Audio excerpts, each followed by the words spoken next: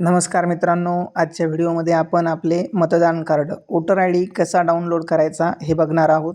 सर्वप्रथम आपण ECI net हे भारतीय निवडणूक आयोगाचे ॲप डाउनलोड करून घ्यायचे। हे ॲप डाउनलोड करून ओपन केल्यानंतर आपण स्क्रीनवरती पाहू शकता एवढे पर्याय आपल्याला त्या ॲपमध्ये दिसतील। आपण आजच्या व्हिडिओमध्ये मतदान कार्ड डाउनलोड कशी करायचे हे पाहणार आहोत। त्यामुळे आपण डाउनलोड ई वोटर कार्ड हा पर्याय घ्यायचा आहे।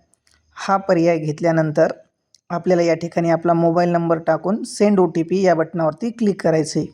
OTP टाकून झाल्यानंतर आपल्याला या ठिकाणी आपलं राज्य निवडायचे। राज्य निवडल्यानंतर आपला मतदान क्रमांक ज्याला आपण EPIC ID असं म्हणतो तो आपण या ठिकाणी टाकून घ्यायचा आहे। आपला मतदान क्रमांक अर्थात EPIC ID टाकून घेतल्यानंतर राज्य निवडल्यानंतर फेच डिटेल यावरती आपण क्लिक करायचे। फेच डिटेल यावरती क्लिक केल्यानंतर आपल्याला आपली डिटेल दिसेल। त्यानंतर प्रोसीड बटनावरती क्लिक करायचे। प्रोसीड बटनावरती क्लिक केल्यानंतर परत एक OTP येईल। तो OTP टाकल्यानंतर आपल्याला आपलं मतदान कार्ड या ठिकाणी दिसेल।